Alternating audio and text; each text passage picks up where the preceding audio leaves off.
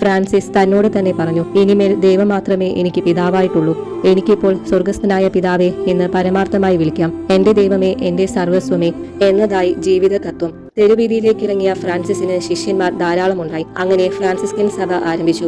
6 പട്ടം വരെ അദ്ദേഹം സ്വീകരിച്ചു. എന്നാൽ പൗരോഹിത്യം സ്വീകരിക്കാൻ വിനയം അനുവദിച്ചില്ല. തകർന്നുകൊണ്ടിരിക്കുന്ന ലാറ്ററൻ ബസിലിക്കയെ ഫ്രാൻസിസ് താങ്ങി നിർത്തുന്ന ദർശനം ലഭിച്ചതിനു ശേഷമാണ് ഇന്നസെന്റ് മൂന്നാമൻ മാർപ്പാപ്പ ഫ്രാൻസിസ്കൻ സഭയുടെ നിയമാവലി അംഗീകരിച്ചതെന്ന് ഐതിഹ്യമുണ്ട്.